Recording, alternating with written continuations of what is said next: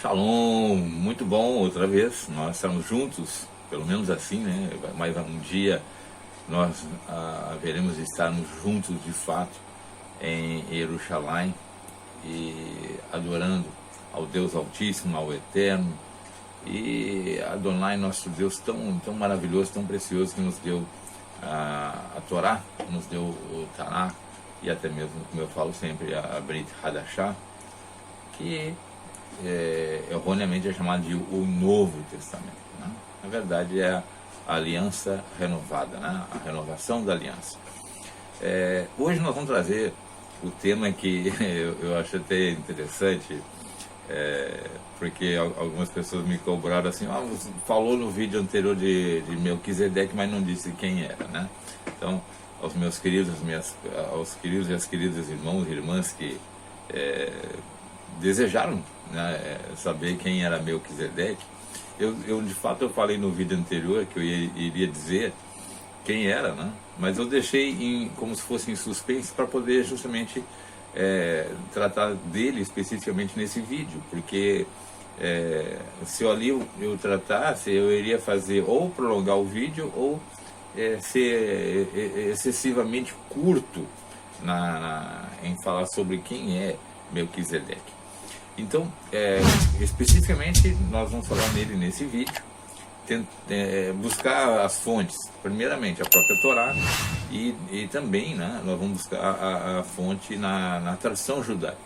Como eu sempre digo, a tradição judaica ela é extremamente importante na nossa vida, né, porque ela relata coisas que vão vindo de geração em geração, passando para cada época, e chega até nós, né, essas informações. Então, imagine que, por exemplo, nenhum de nós teve a chance de conhecer Adão pessoalmente, e o que nós temos de conhecimento dele por escrito está na Torá, mas existiram pessoas que conheceram Adão pessoalmente, né? E eles vão passando essas informações sobre Adão de geração em geração, e isso vai chegando até nós, que é o que nós chamamos de tradição. Se não fosse a tradição, nós não teríamos as escrituras, né? Porque elas não nasceram escritas, elas foram passando e alguém as redigiu. Então hoje nós vamos falar de Melquisedeque, mas para a gente falar de Melquisedeque, nós precisamos entender primeiro como que ele surge e de onde ele surge, qual o contexto dessa aparição dele na Torá, sobretudo no capítulo 14 de Bereshit, e por que ele vem ali, né? Ele parece que sai do nada e parece que some depois outra vez, né? Não é bem assim, é porque a Torá ela foi restrita ao falar sobre ele nesse capítulo, né? Mas quando a gente vê, por exemplo, na Brit Hadashah, lá na carta aos judeus messiânicos, ou mais conhecida como aos hebreus, a gente vê novamente o escritor de Hebreus, a pessoa que escreveu Hebreus, ela falando sobre Melquisedeque, ou seja, e ela dá ali mais uma contextualizada, ela cita mais algumas coisas, porque baseado na tradição. Então, por exemplo, se você sentasse com o apóstolo Paulo e conversasse sobre Melquisedeque, ele não ia simplesmente citar o texto de Bereshit 14, ele ia passar mais informações ainda, porque ele tinha essas informações, né? Os judeus da época, eles tinham essas informações, tá? Que veio de geração em geração. Então, isso vai passando e chega até nós. Então, eu posso dizer, nós temos as informações. Mas vamos mergulhar em Gênesis 14, tá? Porque o nosso pano de fundo aqui é justamente o que acontece para que ele apareça, tá? Por que ele surge? Então, primeira coisa, antes da gente identificá-lo, tá? Então, vamos lá. Em Gênesis 14, a gente começa dizendo o seguinte: e aconteceu nos dias de Anrafel, rei de Shiná, Arioque, rei de Elassá, Kedalaomer, rei de Elam, e Tidal, rei de Goim. É interessante aqui, e é interessante aqui, já de cara nesse texto, que a gente tem essa figura aqui, né, que é Kedalaomer, ou Kedalaomer, não sei como vai falar em português, né? Mas essa figura aqui é que ela é o ponto, né, de partida para a gente ver a ação de Avraham e a ação de Melquisedeque, tá? Então, existe, ele cita aqui, nos dias de Anrafel, né? Então, naquela época lá, em que Avraham está vivo, né? Está vivendo naquela época ali, então remonta a muito tempo atrás. E para vocês terem uma ideia, a Anrafel, ele é mais ou menos, né? Ele seria um rei do que seria Babilônia, e ele às vezes ele até é citado como se fosse o próprio Hammurabi, que criou as leis de Hammurabi, né? O código de Hammurabi. Então nós posicionando ele assim mais ou menos em 2100, antes da Era Comum, ou como dizem no cristianismo, antes de Cristo, né? Então 2100, ou se juntar com a nossa época, mais de 4100 anos atrás. Olha só, nós estamos voltando 4100 anos atrás. Então é muito importante que a gente se posicione, porque a gente consiga enxergar no tempo, né? Porque às vezes a gente vai lendo, por exemplo, quando alguém lê as escrituras, ele vai lendo como se fosse uma coisa linear, assim, né? Fulano, Beltrano, tal. Mas nós temos aqui tempos em destaque. Uma vez nós já posicionamos, estamos em 2100, nós temos aqui uma pessoa que viveu nessa época, e é extremamente importante para nós sabermos, tá? Mas eu vou dando os toques momento a momento, tá? Então aconteceu esse Kedalaomer, ele a pessoa-chave aqui, porque ele vai travar uma batalha contra diversos reis, né? E aí vários reis se revoltam contra esse domínio de Kedalaomer, e entre eles, né, o rei de Sidom, de Amorá, né, de Sodoma, de Gomorra, o Sinabe, rei de Admá, Ismebe, rei de Zebuim, e o rei Bela de Zoar. Zoar é aquela cidade pequena lá que existia do lado de Sidom e Amorá, lá que o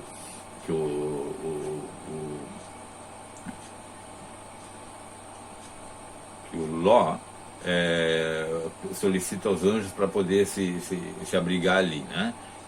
E aí, todos esses reis, eles se ajuntaram nesse vale de Sidim, né? Que é o mar de Sal, né? Que é o mar salgado, que é o vale onde vai acontecer, né? A destruição de Sidom e Amorá posteriormente, né? Por causa do nível de injustiça que havia naqueles povos. Bom, mas eles estão no vale de Sidim, e aí nós já temos uma interessante, né? Hassidim, quando a gente vai procurar a origem da palavra hebraica, a gente vê esse Shedim, ele também vem da raiz hebraica que significa igualdade, né? A ideia de que é um vale onde as nações ali, os povos, né, vamos dizer assim, eles usufruíam de maneira igual, né, em harmonia, né? E era o vale dos iguais, vamos dizer assim, né? Só que esses povos tinham vivido sob o domínio desse rei Kedalaomer 12 anos, está lá em 14:4 de Bereshit, né? 12 anos haviam servido a Kedalaomer, mas no 13º ano rebelaram-se, né? Então a gente está tendo aqui que eles, depois de 12 anos, eles não aguentaram mais esse domínio e resolveram enfrentar o seu dominador, né? E ao 14º ano veio esse rei, né? Está lá em Bereshit 14:5, esse rei Kedalaomer, e os reis que estavam com ele, e feriram, né? Se juntaram outros reis e feriram os Refaíns, os Asterot e Carnaim, os Uzins e os Emins em Xavé, Kiriataim. Olha só, aqui a gente tem outra coisa importante para a gente ver aqui. Esse rei, Kedalaomer, ele veio com outros reis e feriu quem? Né? Olha só, eu vou citar em partes. Feriu os Refaíns, os Uzins e os Emins. Todos esses três aqui que eu citei, eles são da descendência dos Nefilins, ou seja, eles são dos gigantes, né? Eu tô falando como gigantes, tá, gente? Mas a palavra Nefilim, ele é, que fala no texto lá, quando cita Noa, Noé, né? Que é o outro assunto. Os Nefilim, a palavra Nefil vem de cair, né? Os caídos. Então, uma visão que nós temos na tradição que eram os anjos que caíram da sua habitação original, né? Ou seja, eles desistiram, foram expulsos, saíram de lá e se materializaram e tiveram relacionamento com as filhas dos homens, né? Adão lá, e tiveram os filhos que eram os grandes, né? E aí essa palavra foi traduzida como gigantes, mas também pode ser grande no sentido de poder, tá? Mas vamos lá, vamos considerar como gigantes porque a gente tem algumas ideias no próprio na Torá, no Tanakh, na história dos reis, né, de Davi. A gente vai ver ali no próprio Yehoshua, Josué, enfrentando esses gigantes que transmitiam pavor ao povo, né? Mas então ele vai enfrentar esses refaíns, esses uzins e esses emins, tá? E aí esse rei Kedorlaomer, ele tem notem, se ele vai enfrentá-los é porque ele tem um poder realmente elevado, né? Ele é um grande rei em termos de estratégia e capacidade militar, né? E aí ele fala ainda os Oreus no Monte Seir, né? Na Câmara de Parã, e ele vai, né? E aí, no 14:7, nós temos o seguinte: depois tornaram e vieram a Emispat, que é Kadesh, né? Em português Cádiz, e feriram toda a terra dos Malequitas e também os amorreus que habitavam em Hazazon Tamar. E aí, o que nós estamos vendo aqui? Há uma série de batalhas nessa época aí, né? Então, aí saiu o rei de Sodoma, diz o verso 8, e o rei de Gomorra, e o rei de Adimá, e o rei de Zeboim, e o rei de Belá, que é Zoar, e ordenaram batalha contra eles no vale de Sidim. Então, olha só, o Kedorlaomer, ele veio com outros reis para dominar os refaíns, os zins, os emins, e aí os reis que estavam sob domínio de Kedorlaomer, eles vão lá e atacam esse rei, tá? No verso 9, contra Kedorlaomer, rei de Elam, de Tidal, rei de Goim, e Anafel, rei de Sineá, e Arioque, rei de Elazar, 4 reis contra 5. A Torá vai especificando, olha, são 4 reis enfrentando 5. Tá? E aí, no vale de Sidim, no verso 10, no vale de Sidim, estava cheio de poços de betume, e fugiram os reis de Sidom e de Amorá, de Gomorra, Sodoma e Gomorra, e caíram ali os restantes e fugiram para um monte. Esse vale de betume é o mesmo material que foi usado para fazer a torre de Babel, né? É um lugar cheio de piche, né? De asfalto líquido ali, né? E aí, quando eles foram fugir, muitos morreram ali naquele local. Assim. Não morreram da batalha, mas morreram ali. Tá? Então, o que a gente está vendo aqui? Não deu certo. Não deu certo essa investida. Tá? Não deu certo essa investida e eles acabaram numa situação pior. Né? Não conseguiram essa libertação. Só que o que acontece agora? Só que esses reis, eles acabaram tomando as terras, né, vamos dizer assim, produtivas de Sidom, de Amorá, de Zoar, e agora vem o ponto-chave. Eles também acabam pegando o Ló, né, o Lot em hebraico, porque o Lot estava morando lá, né, naquela região. Ele tinha optado por morar naquelas campinas lá. E aí eles vão aprisionar, né, ele vai ser um dos prisioneiros dessa guerra, né? Então, diz verso 12, também tomaram a Ló, que habitava em Sidom, filho do irmão de Avram, e a sua fazenda, né? as suas terras, o seu rebanho ali, e foram-se, né? Levaram ele, né? A ideia é essa, levaram ele. E aí, um dos que conseguiu escapar dessa investida do rei Kedorlaomer, ele vai até Avram e conta, né? E é interessante que ele fala assim, então veio um que escaparam e contou a Avram, o hebreu, a palavra hebreu começa a aparecer aqui com destaque, né? Que pode ser o que fica do outro lado do rio, né? E o rio do Eufrates, né? Na época, junto aos carvalhais de Mani, o amoreu, né? Irmão de Escol, irmão de Ané, e eles eram confederados de Avram, ou seja, eles estavam ligados com Avram, né? E ele veja assim, ele habitava, né? Avram é citado aqui que ele habitava junto aos carvalhais de Mani. Carvalhais de Mani, a palavra Mani vem da palavra moré, né? De professor, de mestre. Então era um lugar de aprendizagem da Torá.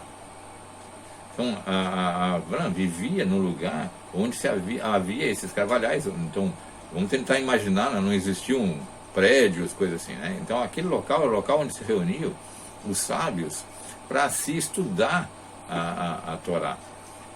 Mas você pensa, mas a Torá não foi dada ainda. A Torá já existia, meus queridos. Ela vai ser colocada de uma forma didática a partir de Moshe, mas ela já existia. A maneira como esses grandes homens seguiam, né, como Abraão obedecia a Deus, ele se santificava, era através desse conhecimento da Torá. Ela não estava sistematizada ainda, porque foi Moshe que teve essa missão de sistematizar para o povo. Mas eles já seguiam. Tanto é que, por exemplo, a gente vê Noa oferecendo animais puros sobre o altar. Adão também diante de um altar. A gente vê Caim e Ravel ali oferecendo no altar o seu serviço, né? Sua avodá. Então significa que eles tinham esse conhecimento da Torá. Mas o ponto-chave aqui é que eles pegaram o Ló, né? Aí vão colocar Abraão no miolo dessa história toda, né? Então no verso 14, ouvindo pois Abraão que o seu irmão estava preso, armou os seus criados nascidos em sua casa, 318, e perseguiram até Dan, né? Mas aqui vejo que ele era filho do seu irmão, né, o Lot, né? Mas aqui Abraão já está, o texto diz assim, ouvindo pois Abraão que o seu irmão estava preso, né? Então ele vai, a ideia da Torá sempre dessa coisa da ligação familiar muito forte, né? Igual, por exemplo, os nossos pais, né? Fulano, o pai, às vezes não é o pai diretamente, mas está uma geração atrás, mais essa relação de afinidade. E aí ele pega esses 318 e vai para a batalha, né? É interessante que a gente tem até na Gematra, a gente tem as informações sobre por que esses números todos aparecem com destaque, né? E aí ele vai para essa batalha e ele dividiu-se contra ele, né? Verso 15, de noite, ele e seus criados, e os feriu, e os perseguiu até Robá, que fica à esquerda de Damasco, né? Damasec. Então, repare que a posição dessas cidades, elas já estão relacionadas com cidades que a gente não tinha ouvido falar ainda, né? E aí tornou a trazer toda a produção, toda a criação, né? O rebanho e também Lot, o seu irmão e a sua produção, e também as mulheres e o povo, tá?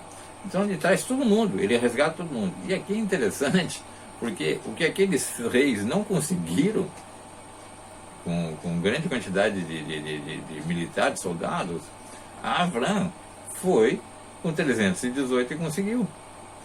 Então aqui nós já estamos vendo, nessa paraxá, que é chamada, nós estamos vendo que Abraão venceu por causa da presença de Adonai, do poder de Deus, era um milagre de Deus, né? Ele foi com 318 ali, e ainda dividiu em dois grupos, atacou durante a noite e conseguiu recuperar tudo, né? E aí, quando ele vence essa batalha, óbvio que existe uma alegria no pessoal, né? E aí o rei de Sidom saiu ao encontro, no verso 17, saiu ao encontro, e depois que ele diz, né, depois de ferir a Quedorlaomer, e aos reis que estavam com ele, e no vale de Xavé, que é o vale do rei. Olha só, agora sim,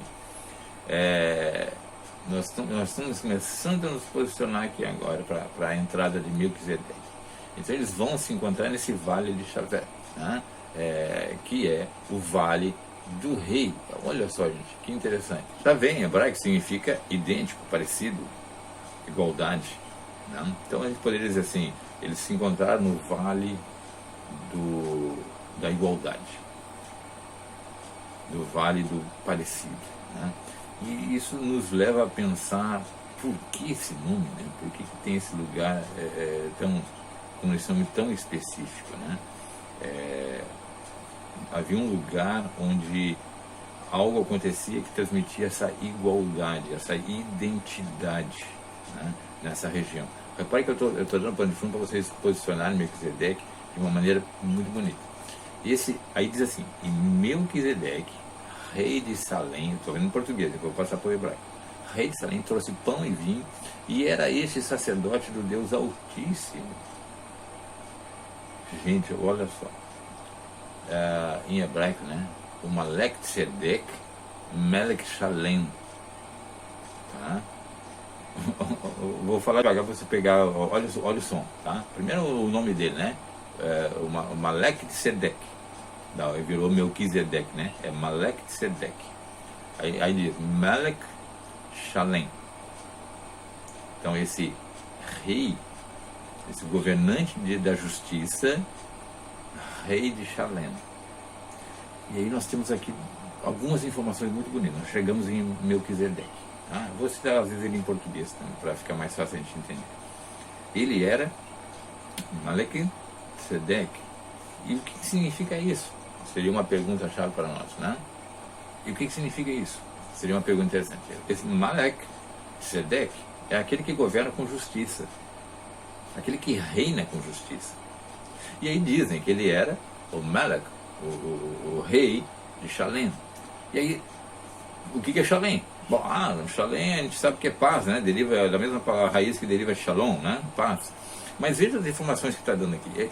Essa pessoa, esse Melquisedeque, ele tinha esse nome, que na verdade era um título, né? Ele era o Malek Tzedek, ou seja, o governante da justiça e que reinava em paz, na paz, num lugar onde havia paz. Então a gente está saindo ali do Vale de Shidim, é o vale da identidade, do parecer, da semelhança, né? Vamos dizer assim, da igualdade, né? E aí esse sujeito entra ali em ação e é dito que ele é o governante, o justo no governo, aquele que governa com justiça e é rei, olha, ele é governante de um lugar de paz, Shalem. Então, e ele ainda traz pão e vinho, e é dito que ele era sacerdote, Kohen, de quem? Do Deus Altíssimo. Ele não era sacerdote idólatra, ele era sacerdote do Deus Altíssimo, de Adonai, e era conhecido então ali como Deus Altíssimo, ou seja, o Deus que está acima de tudo e qualquer poder, de qualquer Deus, né? É o Elion. Então o que a gente tem aqui?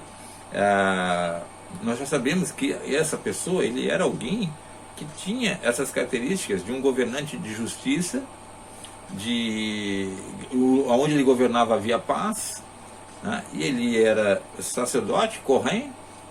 Olha a ligação, ele era rei e sacerdote, tá? E era sacerdote então, do Deus Altíssimo, do mais alto Deus, do mais maravilhoso Deus que existe, né? Os outros não são deuses, a palavra Elohim, né, que é traduzido como deuses, é a ideia dos poderosos, né? Então assim, quando ele diz que ele é Deus Altíssimo, ele está acima de todos os poderosos. Por exemplo, os anjos são Elohim. Então é o Deus que está acima dos anjos da terra, né? Ou dos mais poderosos governantes da terra. Mas a ideia aqui, gente, é que ele era uma pessoa que ele tinha os dois ofícios. Repare aqui, sacerdote e rei. Isso não é, vamos dizer assim, a gente vai ver na sequência da Torá e do Taná, né, da Bíblia toda ali, chamada erroneamente de Velho Testamento, que as funções de rei e sacerdote são separadas, né? Nós temos o rei Davi e nós temos um sumo sacerdote ali, que vamos dizer assim, dirigem Israel em conjunto, mas são pessoas diferentes. Agora, esse sujeito aqui, o Melquisedeque, ele era rei e sacerdote. Quando o escritor de Hebreus ele pega esse gancho e fala, olha, o Mashiach, o Messias, ele é rei e sacerdote, segundo a sequência a ordem, né, está lá na segunda ordem de Melquisedeque, de Malaquisedeque. A ideia qual é? É de que o Messias, ele não segue a sequência normal, vamos dizer assim, cronológica. Ele é lá daquela sequência de Melquisedeque, que era rei e sacerdote ao mesmo tempo. Então, quando o Mashiach estiver conosco na sua vinda agora, quem é messiânico, né? Quem crê que Yeshua é o Messias, eu creio, ele há de reinar, inclusive, como ofício de sumo sacerdote também. Tá? Ele vai estar ligado às ações do templo. Então, esse Melquisedeque, ele tinha essa característica. Ele ofereceu pão e vinho, que era a ideia justamente do que se faz até hoje, nos elementos oferecidos no culto, vamos dizer assim, judaico, né?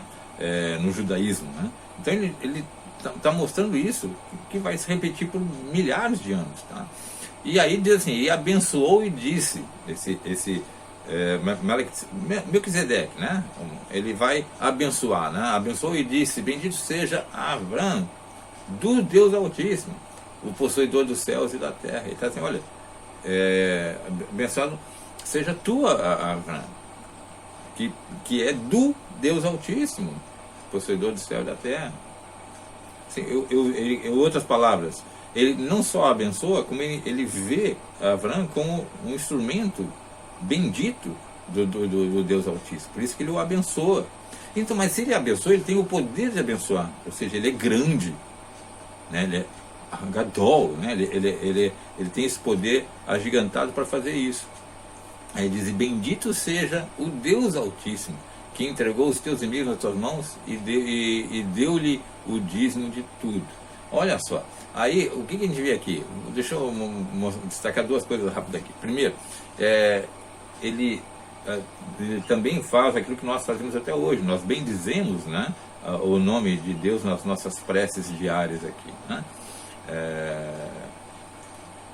Nossas preces das orações da manhã, depois do meio-dia, da noite, e também nas nossas refeições. Em todo momento nós temos as nossas bênçãos a Deus, e isso já vem daquela época lá.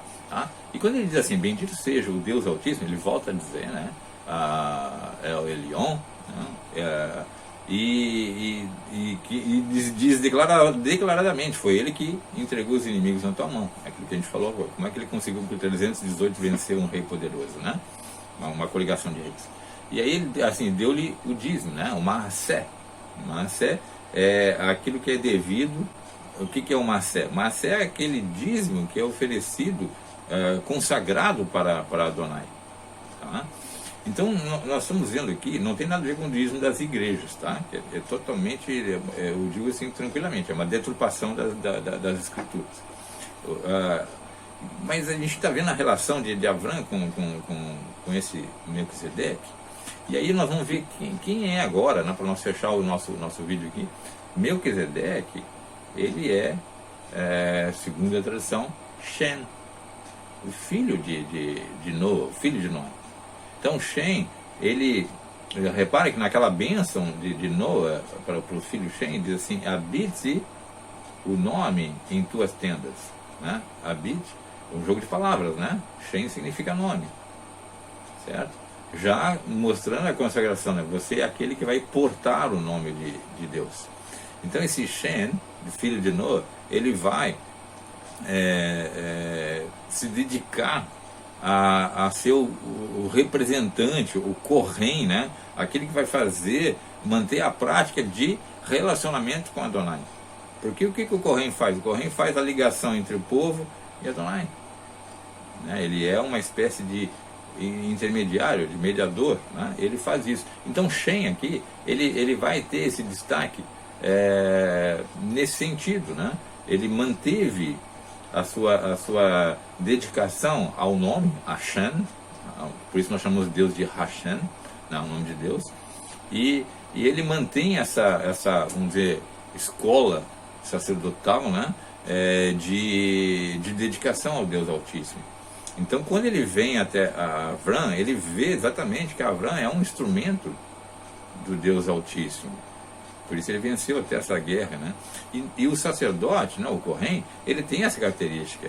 Por representar Deus na terra, ele traz essa mensagem com profética para Abraão, né, e o abençoa, né?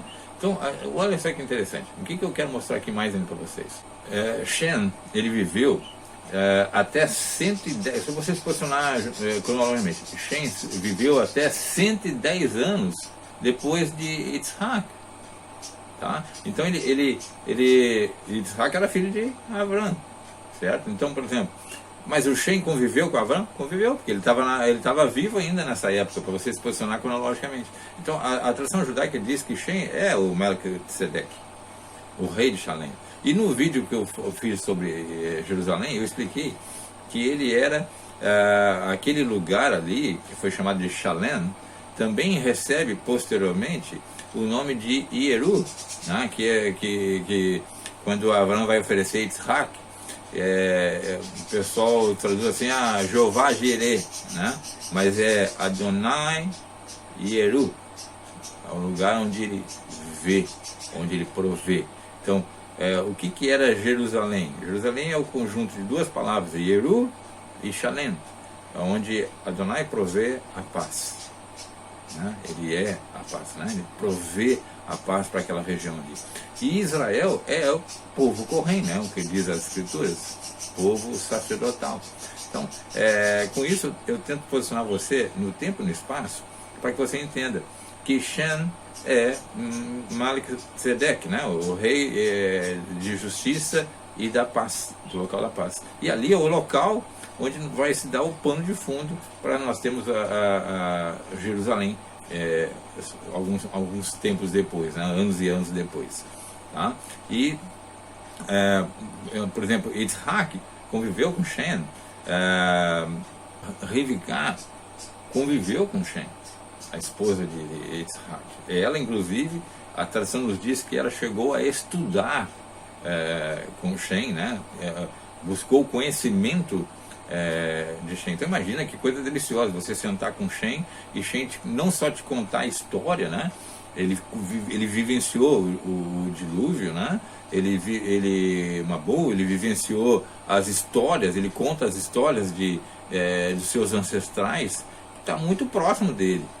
E ele tem todas aquelas informações de Deus e de como servir a Deus verdadeiramente. Aí ele vai lá e passa essas informações também para Yitzhak, passa as informações também para Rivka, que é tida como uma das grandes mulheres sábias de Israel, né? Uma mulher que buscou, inclusive, esse conhecimento. Então, para esclarecer, na tradição judaica, Shem é Melquisedeque, tá? E conviveu ali. Então imagine que Abraão conviveu com Shem, Yitzhak conviveu com Shem, Rivka, né? Rebeca conviveu com Shem, e ele era ali conhecido como o rei da justiça e da paz. Ele tem a sua história aí, então, marcada para todos nós. Que Adonai te abençoe, te guarde e te faça amar a Torá cada vez mais. Um beijo no coração.